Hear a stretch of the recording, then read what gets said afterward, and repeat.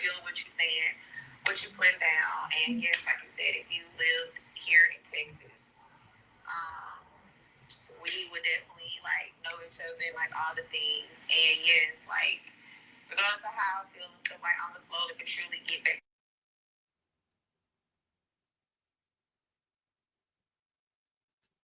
Right. Welcome. I'm Coach Sheree, and I'm honored to lead this discussion on today for part two of dating as a single parent. I have my wonderful panelists here, and each panelist will introduce themselves as we did the last time, and each panelist will have 5 to 7 minutes to answer each question.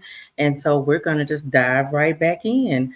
Um, welcome. Good evening, panelists. How's everybody feeling today? Doing Wonderful. Good evening, everyone. Good evening. Good. So, by no particular order, everyone can introduce themselves, tell us who you are, and what you do as a coach.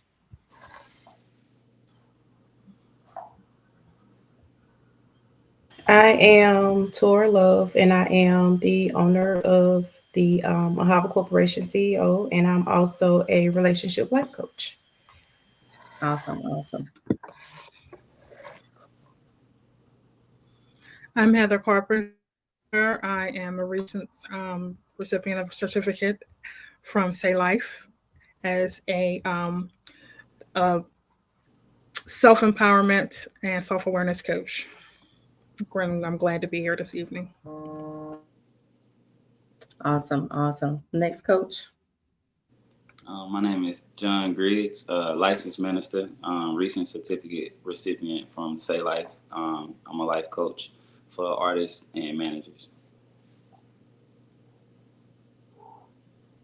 I'm Coach Sherlita. I'm a certified life coach, also going through the Say Life program, and I'm a divorce coach. Awesome. Welcome, panelists. So we have one more. They're running behind, but hopefully they can join us later. So we're just gonna dive right into the questions. Let's see here. We're gonna first discuss areas of discussion will be red flags and green flags when dating as a single parent, addressing toxic traits and behaviors, discussing generational cycles within the family, when to know you still have work to do prior to dating. That's a good one. And then how to balance personal desires with parenting responsibilities, discussing your children with a new partner, when and how, setting boundaries in new relationships for the sake of the children, and then challenges and joys of blended families. So we're going to dive right in with a couple questions under the red flags and green flags when dating as a single parent. So the first question tonight, we're going to ask, what are some specific red flags single parents should look out for when dating, particularly regarding how potential partners view your role as a single parent? Anyone can take that.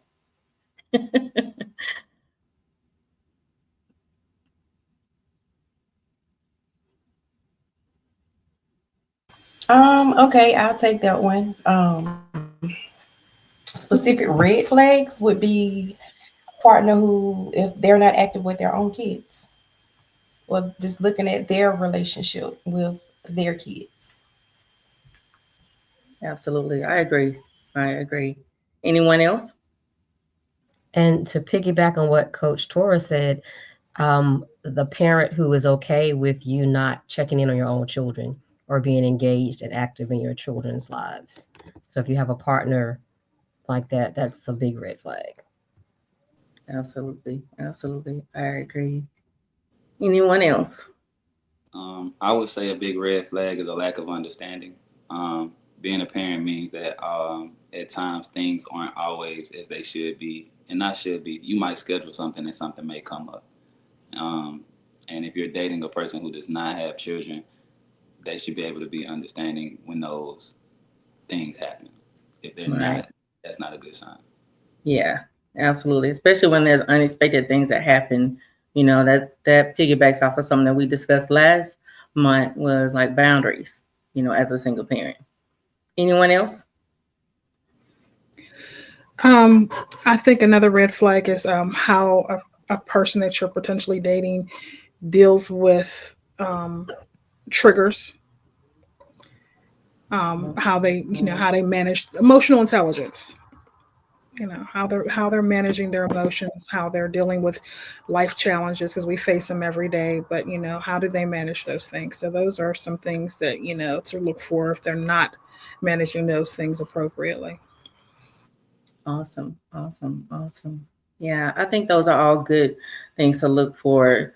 I think that I think we said last month like consistency and what is it? Consistently inconsistent is what we said last month, y'all. Being consistently inconsistent. Yes. Yes, so that's a big one. And I think that sometimes you overlook it because you have so many different behaviors out there where people are really slick with how they present those behaviors. And so you have to really, I think that's also where self-awareness and self-worth and self-love, all that comes in. And when you pay attention to those things, when you see them, the best thing to do is to learn how to let go, and stick to your standards in that. And I think I might be moving into the other question, next question. But anybody else had anything else to piggyback on this question before we move to the next one?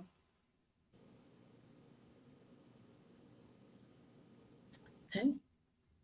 All right. Can you share examples of green flags that indicate someone might be a great partner for a single parent and their children?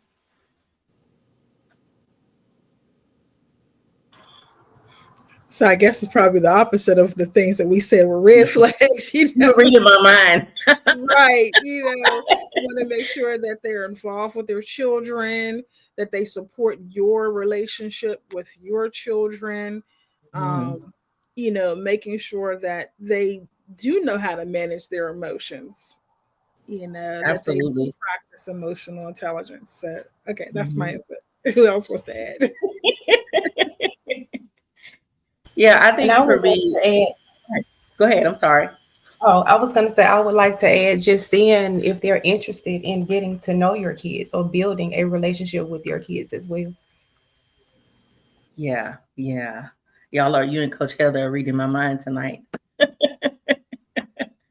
Yeah, I do think that that's good too. I also believe that them being consistent in doing those things, especially if something else comes up or if there's an issue that arises, not addressing your child or your children, but addressing you, having that one-on-one conversation to resolve whatever issue that may arise. Y'all agree? Disagree? I agree. Yeah. Agreed. And also I want to add just self-awareness and self-love. Because if a person that is a self-awareness and self-love is a green flag, because if a person does not know how to who has not had full acceptance of themselves and know how to love themselves, how can they know how to love you or your children? Absolutely. So you're, sometimes it's like, oh, okay, oh, he loves me, he wants to be in a relationship with me, and he's automatically going to, accept my children. But if he's not exhibiting traits of self-love, the question would be, how can he love on you? And Absolutely. what cup is he pouring from? Because if he has an empty cup, what cup is he pouring from? If if he's not pouring into himself, or if he or she is not pouring into themselves, and we understand that us pouring into ourselves, and people, anybody outside of us gets the excess that pulls the rolls over the ends of the cup. If the individual's not pouring into themselves, um, if they're pouring into themselves, that's the green flag. I want to stay focused on the green flag. The person pouring into themselves so that whatever excess they have is available to you and yours. That's Absolutely. Absolutely. Anyone else want to piggyback off this question? I'm gonna piggyback off of what Heather was saying about pouring into yourself. I think it's a green flag when you can see how a person treats themselves, like commitment to self. Like if a person tells you they're going to do something for themselves, if they say I'm going to go to the gym and they actually go to the gym, at least with those types of small things, you can tell that that is a person. At least they keep their word in instances. And that's just something that's super small. Because some people will say, I'm going to do this, and they ain't been to the gym all week. So if you can't commit to yourself, I know you can't commit to anything else. Yeah, good green flag. Yeah, I like that. I like that. See, always good to have a male's perspective. Okay. Well, we'll move right along to the next question. And in case someone else had anything else to add to this question. All right. Next question would be, how can single parents remain objective in identifying red and green flags while balancing personal feelings and external pressures?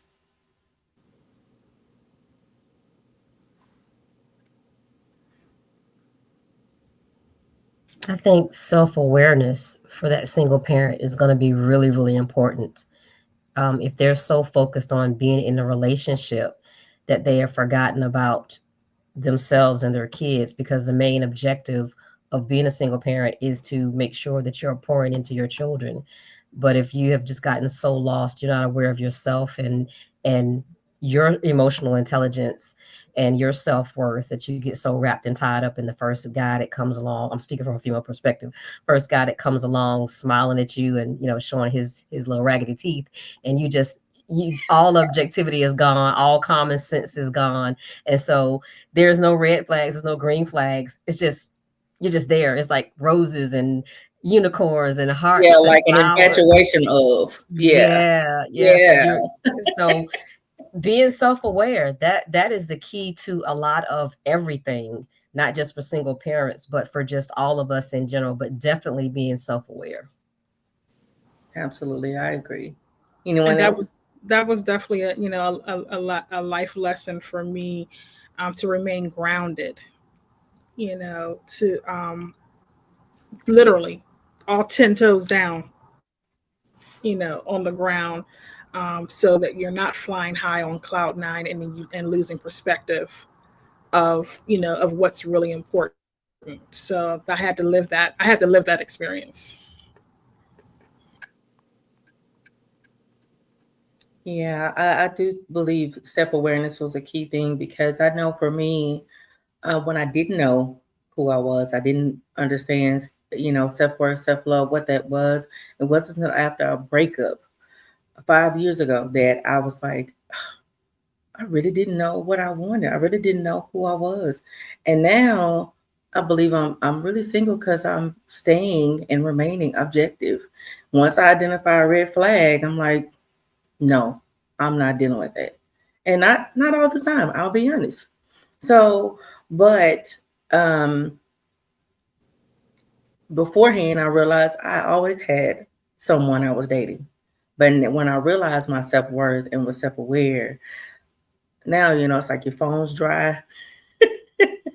Nobody's calling, nobody's trying to take you out on a date. And it's like, no, I'm not dealing with that. And so I think once you decide that you no longer want the same thing and you want something different, you enjoy being by yourself as a single person. At least you should. A single woman, single mother, single man, single father, you should enjoy being, you know, um, with just you. Because then once you learn who you are, you get to know who you are. How do you know? How do you know what to tell someone what you like about yourself the most? How do you know when you're being loved right if you don't love yourself first? So that's just my tidbit on that. Anybody else have any feedback on this question? I just wanted to add that, I think one of the things that can help with, um, remaining objective is dating yourself, so that you don't feel like the only way I can go out and enjoy myself doing X, Y, and Z, going to the movies, going to the dinner, going to a getaway, is if I'm with a significant other, That's but good. actually being Mhm. intentional about creating those spaces for yourself where you're dating yourself. And so that actually indeed helps to create a balance. Mhm, So you mhm. look forward to spending time with a significant other, but you also look forward to spending time by yourself. Right, right. Coach Tora, as someone who is currently dating, We always got to put you in the hot seat. So, how did that help you, in realizing that the person you're dating now was the person for you when you remain objective in identifying those red and green flags? It was kind of I think what Coach Shirley said, self-awareness, just staying aware of myself and the other person. And my discernment. My discernment is top notch. I pay attention to everything. So I think my biggest thing was that I had to learn this time was not going in automatically looking for the red flags. Because sometimes all we see is red flags and we eliminate the greens. um, so I didn't want to just go in, just based off past hurt and trauma, just focusing on finding the red. So sometimes, you're gonna have some reds, you're gonna have some greens, but you have to. I do a list too, because there's no perfect person. So all of us are gonna come with something. It's just what you're willing to deal with. Absolutely. I And agree. it I goes was back muted and I was agreeing to with aware. you. Yeah, just being aware of what you want to deal with, don't want to deal with. And I think my list gets longer as I am out there, like conversing with guys. And I'm like, oh, yeah, let me add that to the list. I'm not dealing with that. I know that's probably, to some people, that's probably like, oh my gosh, you're never going to be with somebody. But I'm at peace with that because it's something I didn't do beforehand. So, yeah, I get that. So, yeah, making a list. So, okay, so I'm on track, Coach Tora. Thank you. I got my list together. Anybody Something else else, have any questions? Oh, go ahead. something else I wanted to add too was when Coach Tor talked about a list.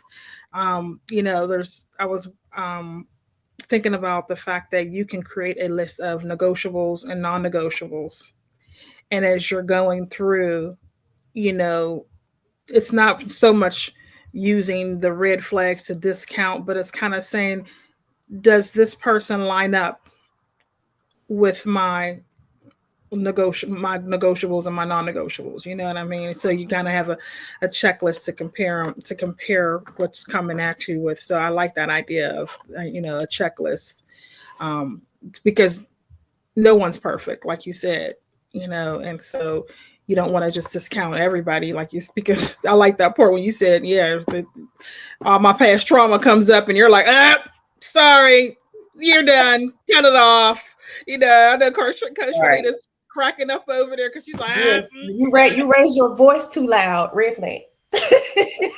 you're done, off with your head. You're done. Right.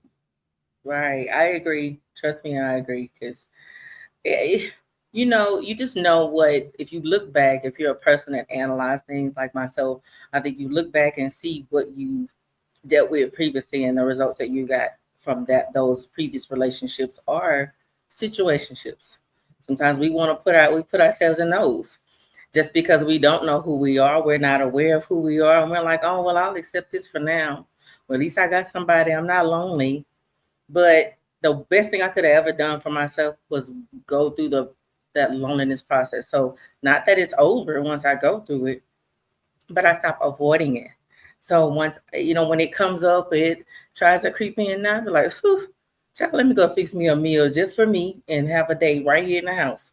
That's the most inexpensive way to do it. And I tell my kids, give me 2 hours. So it's my dinner movie date. And child, before I know it, my feet are propped up on the couch, on the sofa, and I'm asleep. To some people, that may be boring. That may be something that they may not want to do, but you got to find something to be able to, love on you. And I think that's very important. So we're going to move right along to the next area of discussion, which is addressing toxic traits and behaviors. This is a good one. I can't wait to hear y'all responses. We kind of talked about it a little bit. So we'll just dive right in now. How can single parents recognize and address toxic traits or behaviors in themselves before entering the dating scene? Now, we didn't say in nobody else, in themselves. I'll go first on that one because I had to realize that when there were to um, areas that needed healing from my past as a kid, going through divorce with my parents, and so for me, it was like the fussing and the arguing that they did. You know, I was ready to pop off. I was ready to say 1, 2, 3, ABC. I was listening to respond because I was offended to defend myself, not listening to understand. So then I could, have a real adult conversation. And so because it was a I'm gonna get you before you get me kind of attitude, that was toxic. But I was also attracted to those type of guys that had that same demeanor. And so, but you would settle in other areas. And let me just keep it real. You settle in other areas like, oh, he got a good job. He take me out to eat. He buy gifts. Or, well, let's just keep it real. We all adults. The sex is good. So I mean, you really want to make sure that, okay, now it's like those, okay, cool. You do that. That's fine. But at the end of the day, I realized I had to not settle too. I had to make sure that I healed from those things. And I knew how that affected me as a child, but it also affected me as an adult because it took more out of me to have those type of conversations or arguments with guys or with a significant other than it did to just have a real conversation, a real honest conversation, or wait till I was emotionally intelligent to have those conversations. So anyone else want to piggyback off that question? I was going to say one would have to realize that a trait about them is toxic to begin with. Like, some of us are really okay with being who we are. And it's like, if that's who you're going to be, that's what you're going to receive on the other end. Some of us don't understand that the things that we consider to be love are toxic things. Considering growing up in certain houses, you would think that, oh, if he doesn't do this or if she doesn't do that, then that's not love. And it's like, bro, you haven't even grown enough to realize that those things that you identify as good are actually negative. So the first thing first would be you would have to go and look back over every relationship that you've been in the first place, every failed space.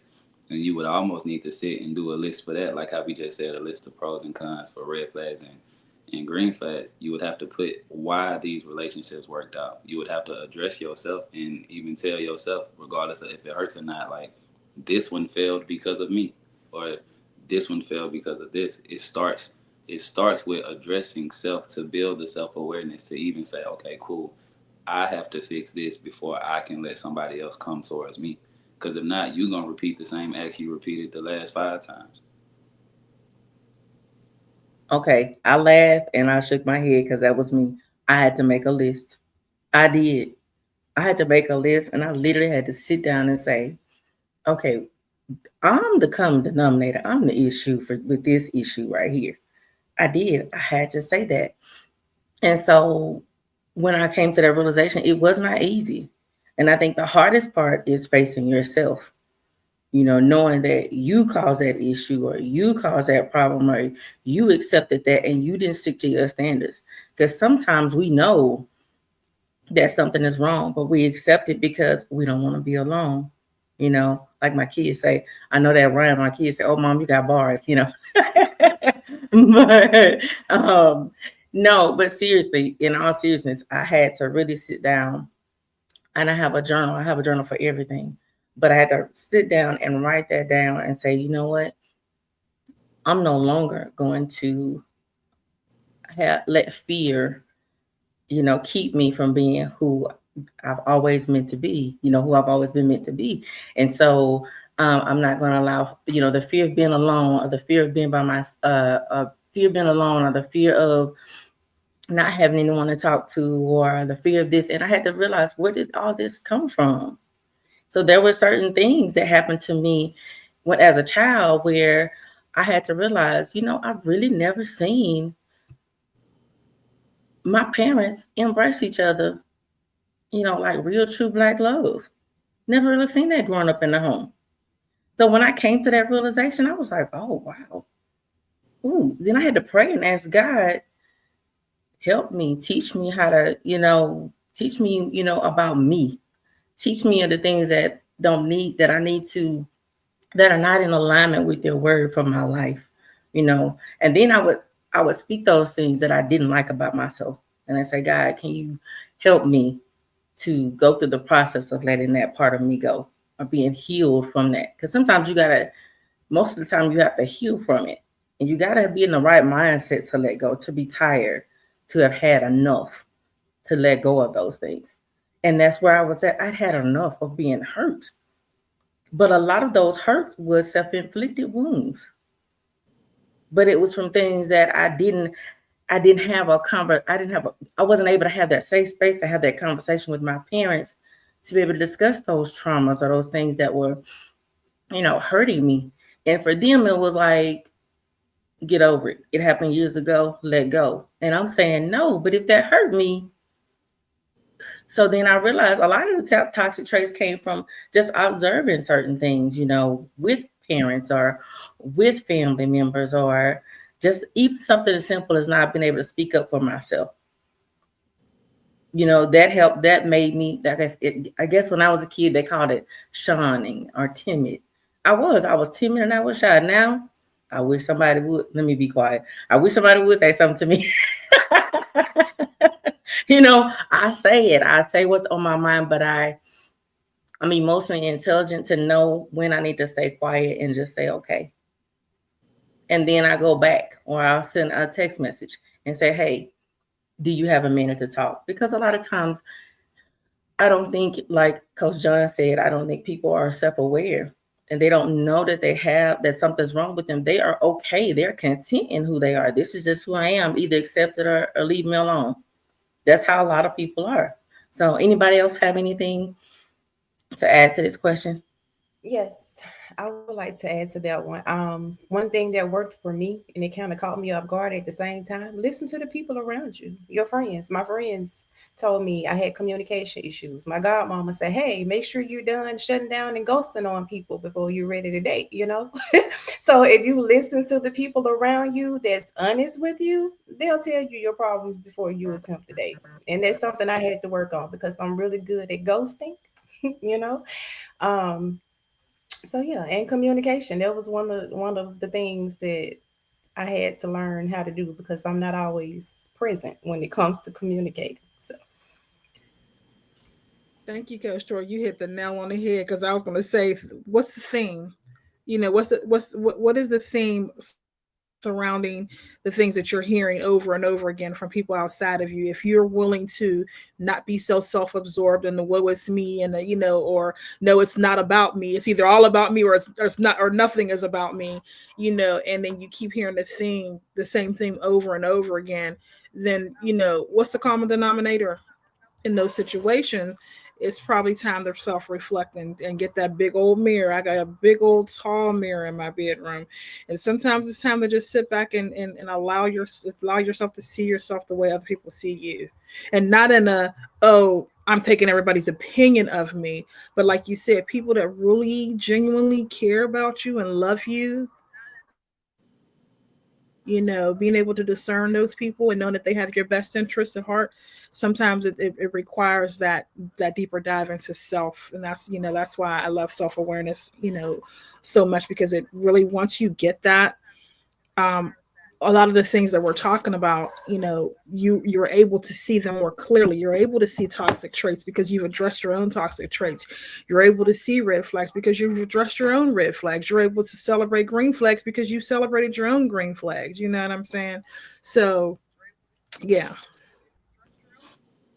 and I was gonna add because I would always say, single is safe. If as long as I'm single, I'm safe. But you don't know where you are if you aren't dating because you have to come face to face and communicate with people and really get out there, see Yes. where you are. Yeah. If you by yourself, you don't know how you communicate. You don't know your triggers. You don't know any of those things until you come face to face, and then you realize, okay, no, Because that's it's not what really you just do. black and white, right? That's it. It's really just black and white. There's no 3D. There's no multi-dimensional, views of the situation. It's, I mean, as a single parent, guess what?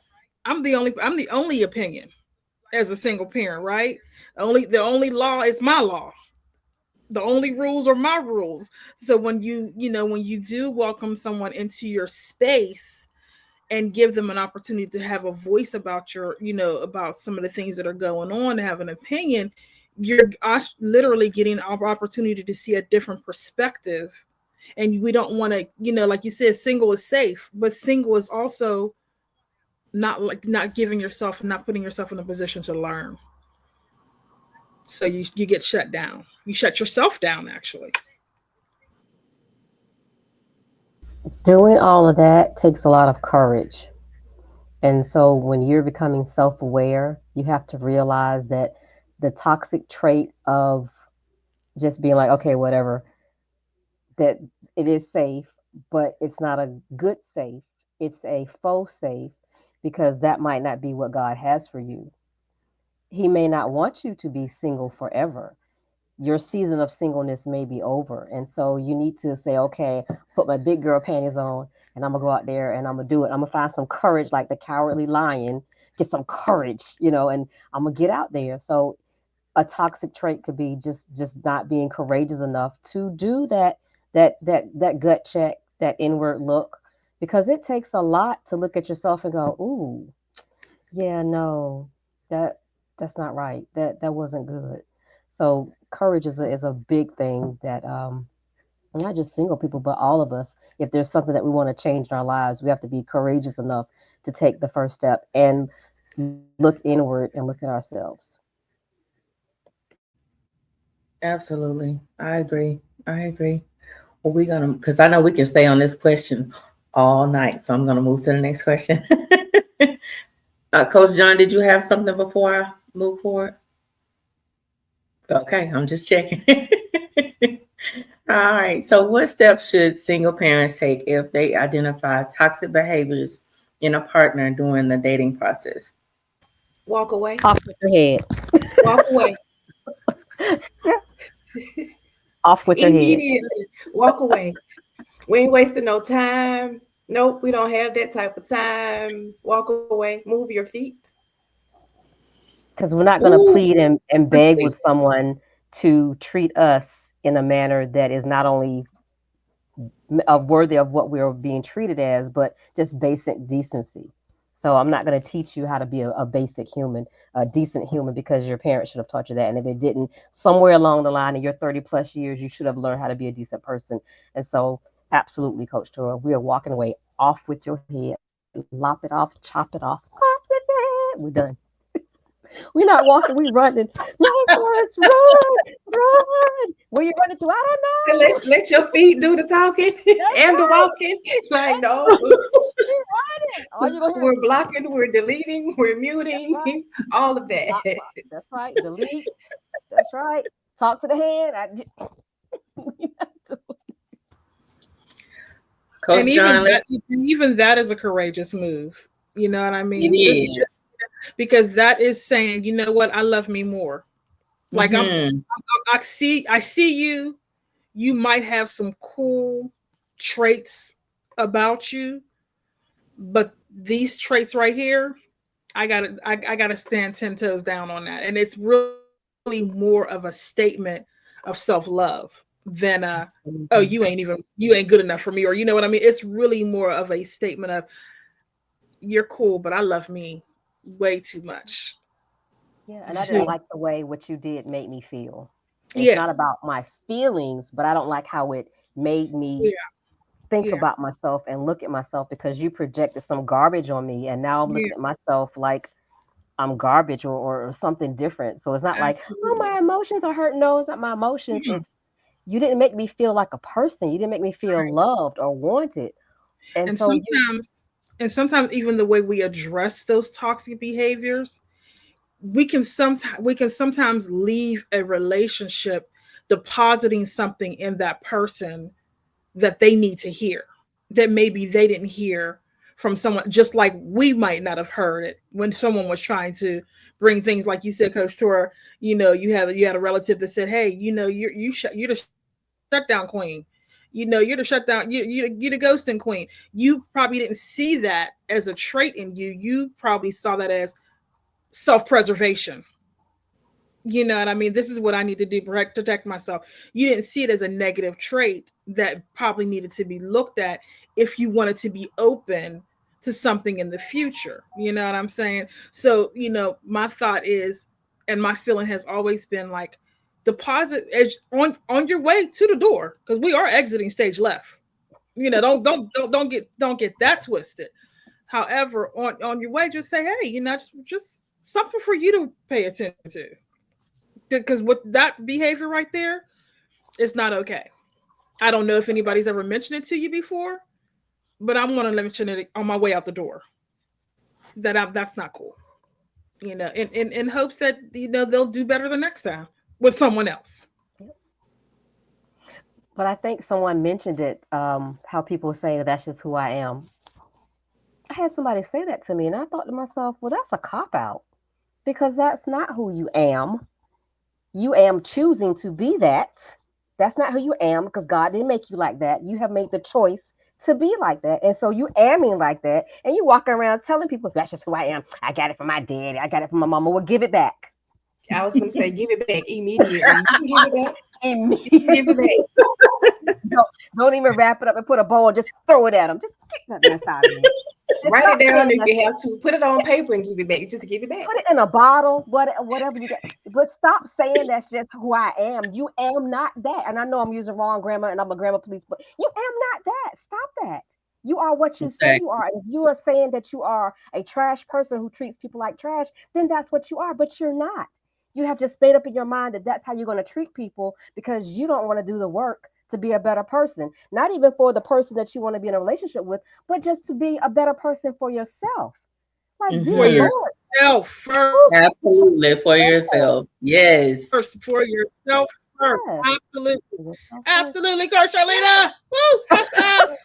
And then if you're gonna do it, we're gonna chop off your head. We out of there. It's like Look. you're not Then I'm gonna doing I'm gonna tell you about yourself. Then I'm gonna chop your head off. Be what you need to be for yourself this for yourself first, and then come first. holler or And then not. or not, preferably not. But I mean, if you can address the behavior, if Absolutely, you can address absolutely. the toxic behaviors Yeah, yeah. after some time of therapy, because Mm-hmm. toxic behaviors take some work, and like you said, you got to be willing to do the work. You got to be willing to do the process. If you're not willing to do the process, and I'm out here doing because I'm out here battling my own self every day, trying to be a better Right. version of the person I was yesterday. Mm-hmm. And if I'm Hmm. not, if I'm doing that and you're not doing that, on the least, like I'm not looking for you to even be where I'm at. Just be a better version of who you were Yeah. yesterday. So if that's not important to you, like Coach John said, earlier, that's a green flag. It You're is. getting up every day and you're saying, hey, you know what? I'm looking for self improvement because I want to be a better version of myself for me first, Mm-hmm. and then that's going to spill over to how I show up for you. Some people don't want to be a better version, and that's what you have to understand and realize that that's just who some people want to be. They don't want to be better. They don't want to get better. They know they need therapy, counseling to do the work, but they just don't want to do it. And that's okay. But it's not okay for me. So we got to walk away. And I wish more, especially young women, would understand that and understand that you don't have to take abuse verbally, physically, financially. You don't have to take any of that mistreatment just to say that you're with someone and you're telling that person that what they said or did hurt you and they're just copping out. You don't have to take that. You want more for your life, then you leave and you go get more and let them figure out what it is that they want for their life because they may be okay being who they are. And that's Now that's fine. what I was just about to say. Let them go and figure out what they want. Because one thing you don't want to do is find yourself raising another child. I'm just gonna put that out there. Teaching somebody else how to treat you, or teaching somebody else how to be a man, or vice versa for men teaching a woman how to be a woman. No, you should be at the age now where this is an issue, this is a problem. You should choose to change it. But if not, Pat and John are walking out of here. That's an old Mississippi thing for me for the feet. But Pat and John are walking away. So I mean, you have to really begin to choose you. And some people just don't know how to do that, and that's why we're here to encourage them that they can do it. You can push through, and sometimes they make the decision and then they are stuck in a situation that, oh my gosh, how did I get here? I've been there. And sometimes when you get stuck in those situations, you find yourself having to pray your way out. I know I did in my last relationship. I had to pray my way out of there because I didn't want to leave resentful or bitter or angry or upset. Once I did that, it was easy for me to let go. I didn't have to fuss and have an argument. But then I could see where I was wrong and write that list down and able to heal and realize, okay, what am I doing that's attracting these type of people, or type of guys, And so now it's like, hey, it's not an easy process because the same ones will still approach you to a certain extent. Sometimes you have to be willing to say no. And then you have to realize, oh, well, I must have some more work to do. I keep attracting the same ones. Right, Coach Tora? Yeah, Coach John, you want to give us some Yep, help? that's it. I mean, I think it's only one perspective when it comes to this question. The same thing that each and every one of y'all says, the same thing that I would say. I know me personally, and my family know me. Like, people last every bit of 5 minutes, but not because of anything less than the idea that I just love myself unconditionally. Like, love, like when we speak love languages, it's all about loving people how people want to be loved. It's like, man, you don't love yourself enough to love me properly. So the first indication that there's gonna be a situation is like, I gotta escape. I gotta get out of here. Because even if I look at it in the space of divinity or how God would do it, God would send me what I'm asking for. It's like, it ain't my job to, like how y'all said, to mold a person into being the person that I need them to be. You would come at least prepared to play the game. That's how I would see it. Well said. Well said. Well, I think we can move on to the next question. Y'all know how we get, and we've only at slide 9. Oh my gosh. Do I hear part 3? Well, Definitely I think part we kind three. of touched on this. I think we kind of touched on the next question now. Huh? What was it? I think we kind of touched on the next question, I think we did. Let's see here. How does Mm-hmm. self-awareness of toxic patterns contribute to building healthy relationships as a single parent? Absolutely. Absolutely. So we can go to the next one because we talked about that already. So actually, the next area. Oh, this is a good one. Discussing generational cycles within the family. So that question is, how do generational cycles influence the choices single parents make in relationships, and how can they break harmful patterns? Oh, I think we touched on that too. Anybody Mm-hmm. else want to touch on that? Because I Story of think I my touched life. on it a little bit. I need a drink of water to get ready for Story this one. of my life. I think all of us can attest to some of this. Absolutely. Just Mhm. yeah, absolutely. I think Coach Heather said she need a drink of water to answer this question. Yeah. This is whew, It's a my. humdinger. It's a humdinger. I get it. Because what I realized that in my journey, when in my journey, in my self-awareness journey, I had to go back, way back, you know, and look at the cycles that were being repeated in my family over and over again.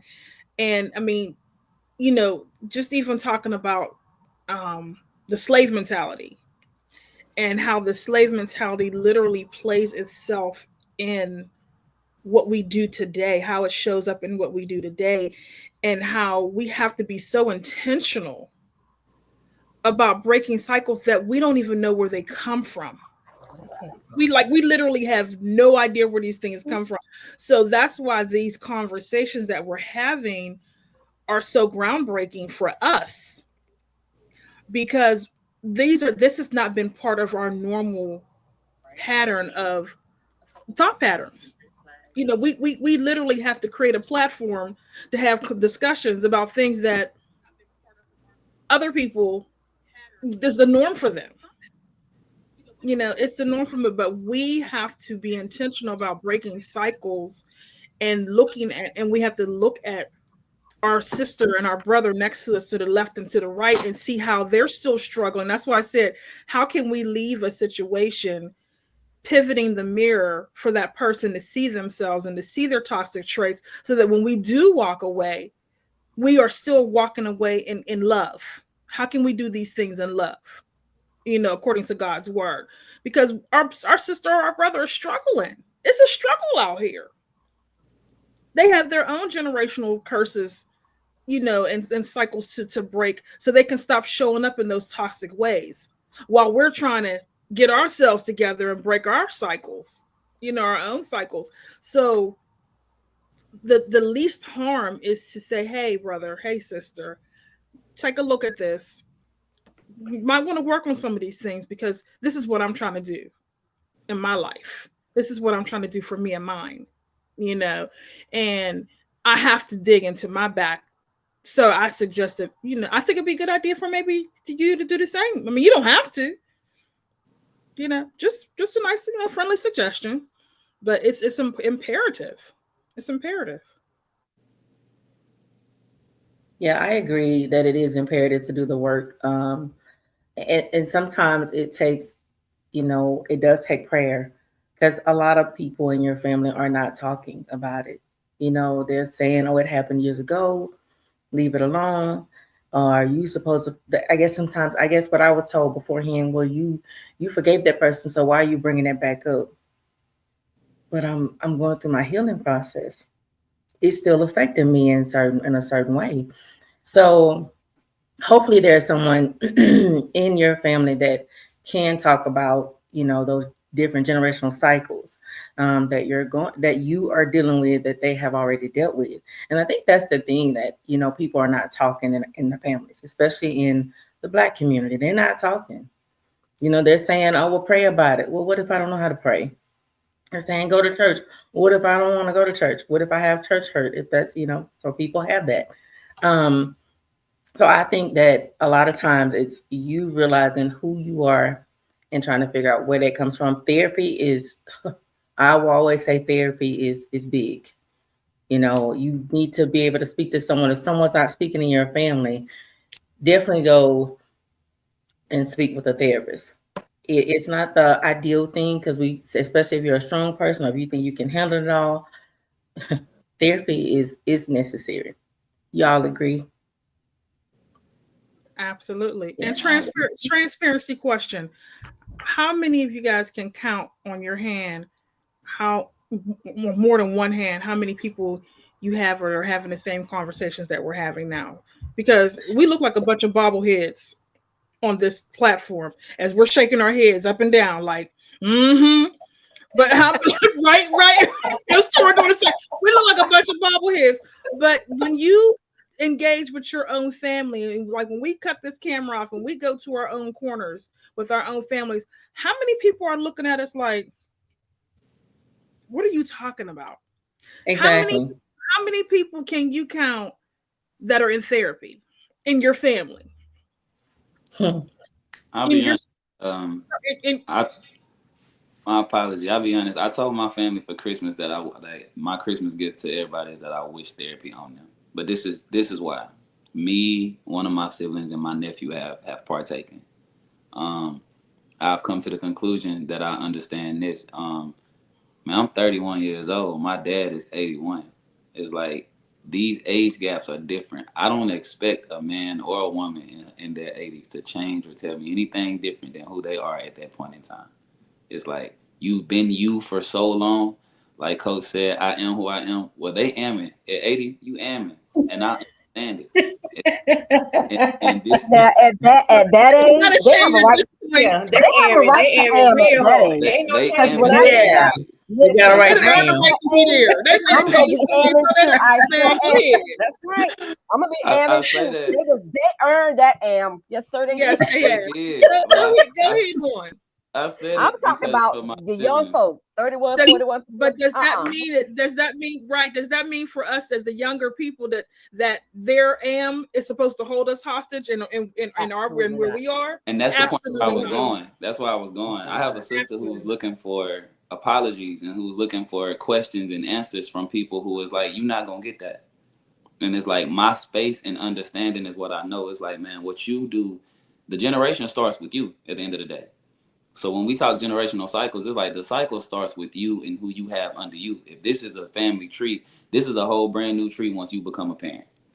And now you have to do Mm. everything in your power to make sure that every branch that is a part of you is in good standing, regardless of what happened or what grew up before you.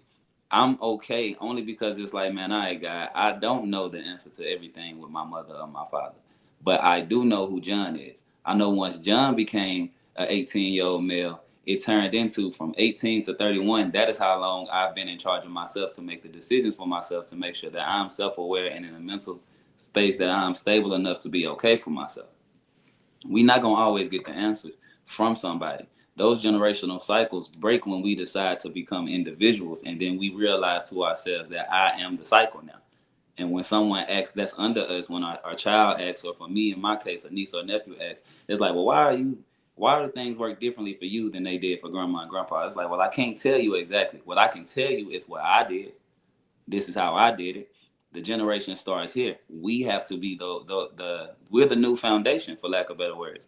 It starts in the space like right here. So when we looking at what that cycle is, it's like you might have a lot of crying nights if you're looking to get answers from somebody older than you, Mm. because they made it to those spaces to where they can at least sit there and tell you, I don't owe you that answer, even if I deserve it. And you have to be okay with not knowing. It go back into the space, and I'm gonna go biblical because it's a habit for me. It's like Solomon said. He said, "Knowledge created grief within me." Sometimes it's okay not to know. It's perfectly fine not to know. You might not want to know. And what I also understand is this: sometimes the traumas are so deep for them that they didn't have the answer, so they can't answer something that was never answered to them. So the cycle starts with you. You make the new foundation for yourself and for the children under you. So that way, when they decide to grow up in love, they understand at a younger age. When they 21, 22, they're like, I saw the red flags down the street. Therefore, when they receive love and when they date, it's a whole lot easier for them compared to what it was for us. And that's how you break the harmful patterns. Amen. Mm-hmm. That's it. Where the And collection plate, the offering plate, baby. I need to pass it around. Right. Turn the be the oil into pattern. music. You be the pattern breaker, period. That's what That's I it. hear. Be That's the it. pattern. Yep. Be the pattern Because breaker. That's how you break the patterns. yeah, because they are at a place where they're not going to open up because part of their healing was to move past it and to let it go, as we like to say, and they have done that. And for them, they're not gonna talk to us. So we are the pattern breakers, and Mm-hmm. that takes courage to break the pattern, to understand Mm-hmm. and respect that that person has done whatever it is that they needed to do to heal from it, and that I have to figure out a way to move forward and break those curses and those patterns and those bad habits. Mm-hmm. Yeah, well, I think we can go to the next question now. We got a few more minutes remaining. Goodness. Like the old folks say, this getting good and gooder. Let's see. What role does family history play in shaping expectations for relationships and parenting? I think we kind of piggyback off of that question. Don't y'all think? A Yeah, little yeah. bit, but I want to answer it anyway. Okay. All right. Well, let me mute myself. It's gonna be real quick. But it only play the amount of the role it plays is how much you give to it. It's simple and plain. And the reason I say that is because it's you now. It's whatever you start is what you start. I could look at my parents 100 different ways, and I'll never forget being that kid telling my dad, "Man, I don't want a marriage like you and mom's." It's like I'm cool on that. At 13, telling him, and I sit here now at 31. Obviously, I ain't married, but I watch my siblings, and it's like y'all trying to replicate something. It's like, it's whatever you want it. It don't play no role. It's like literally, as for me in my house, that's how I see it. It's like that's what role is gonna play when I have my vow. Whatever y'all did and how y'all did it was cool. It worked for y'all. It ain't gonna work for me. That's all it is. Yeah, I agree with that 100%. Yeah, Anybody else? absolutely. Period. Absolutely. period, Yeah, like, That's with all put the it. a period T's. on it. With all the T's. Okay, next question. Let's With see you all get the it. with all the exclamation marks. Yep. That's right. Mhm. How can single parents model healthier relationships for their children to prevent repeating negative cycles? Refer to the last response. Absolutely. Absolutely. As for me and my house. Yes, that's for me in my house. I As am for going me and to my be the house. generational. That's I'm it. going to be breaking them generational curses. So it starts here. Buck Starts here. stops here, and the buck starts here. Yeah. And we're gonna Absolutely. do everything that we didn't like that they did. We're not gonna do those things because the buck does stop Right. here. The change starts with us. I also think, like for me, one of the things that I didn't receive when I was a kid was actually being able to have a safe space to speak my mind and say what was on my mind, to say how I felt about things, even after being disciplined. Like my mom would just whoop whoop whoop, and then my dad would have a conversation with you to tell you why you getting a whooping, but it's like, how did I feel afterwards? Then now I have something to say now that all of that is over with. But I didn't have that open forum. So now what I do is I have that open forum with my kids. Sometimes it can be a bit much because they can say some stuff that you like, really? Hold on, I'm the parent though. But I also have the mindset that I don't know it all. And I think a lot of times some parents have that mindset that they know it all, that they've been there, done that. Yes, we have. Even though life is a cycle, there's certain things that are going to be different when your kids are out here, in this world. Like all the social media stuff that they have now, we didn't have that growing up. Like having a cell phone in the fifth grade. So I remember having going to the payphone and having change in college. So I just think that there's just certain things you have to look at when it comes to the different things that you didn't have growing up, to make sure that you implement those things and to make sure that it's a positive implementation, because this for me, it has been very positive. Every night we have conversations. I mean, every single night we pray, we read the Bible, and we have piggyback off of that, and we talk about the things that have bothered them, especially if it's something, a scripture or a verse that stands out to them, that makes them feel like, okay, mama, well, you said with this, the verse is saying this, but you remember when you did 1, 2, 3 ABC, and then I have to explain why I did that. And if it's wrong, then I admit I'm sorry. I take accountability.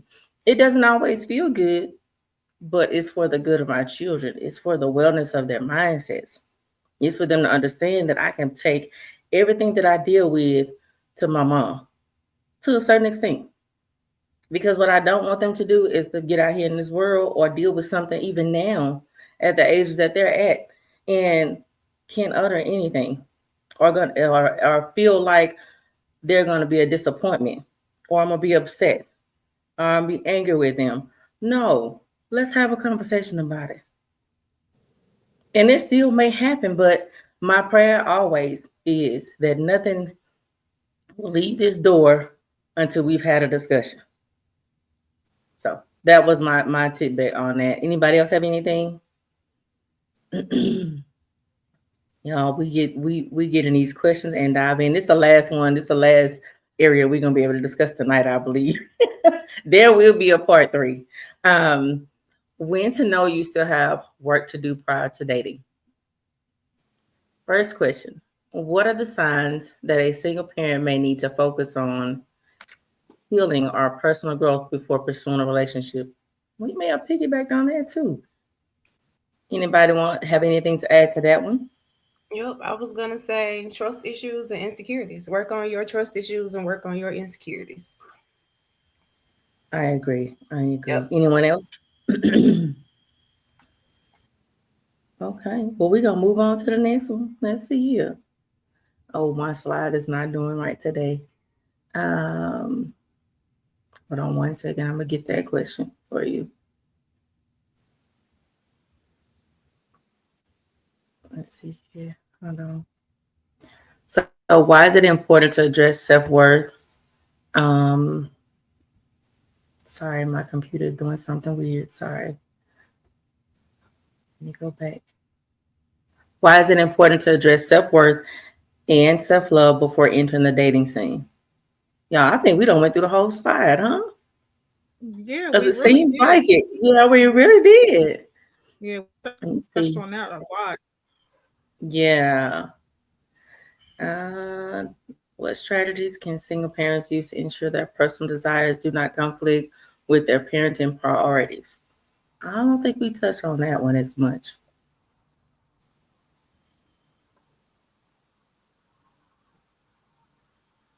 I think we may have like talked about a little bit about boundaries.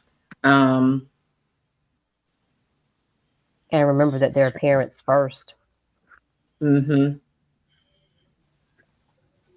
Some Yeah, people don't remember that. They don't. They're ready to get back out in the world, but you're a parent first, and those people need you.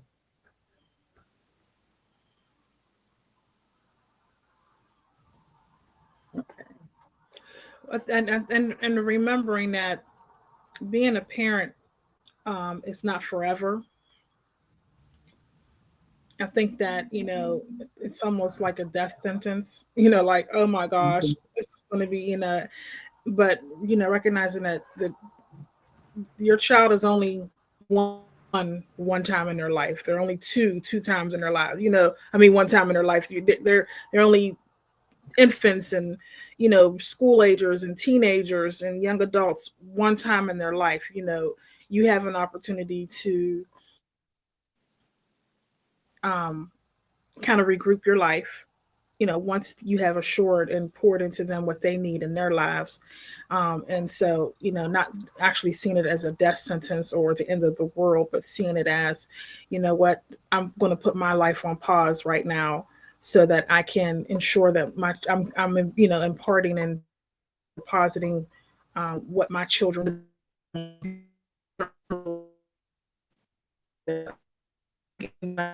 of course, during the course of that process, you're you're gaining so much more knowledge about yourself as an individual, and you're learning about sacrificial love mhm. and forgiveness and patience and endurance, and you're learning all these things while you're in your single parenting experience, that you don't have to um, compromise being a parent to be in a relationship.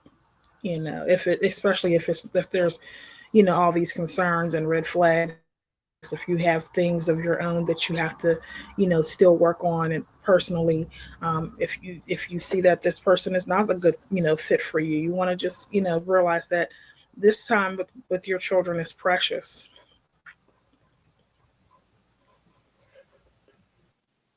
Absolutely, absolutely. I agree. I agree.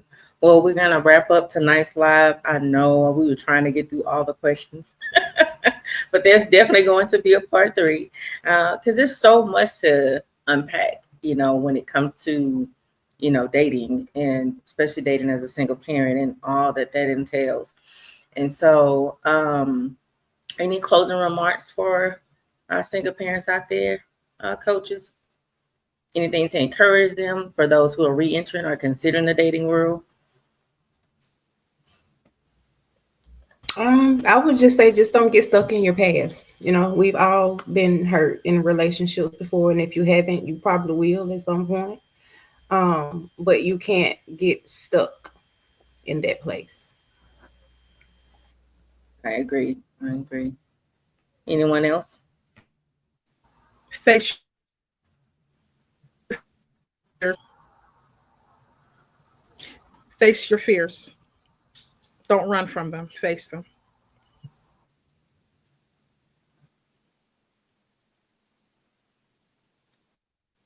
Yeah, I agree. I agree.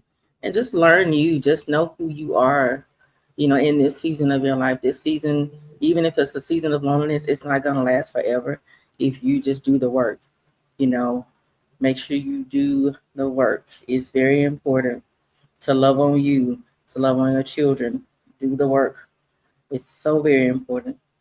So I am going to show our last most important slide of the night. So if anything resonated with any of you all, we want to thank you for watching. This is information where you can reach each one of the coaches via email.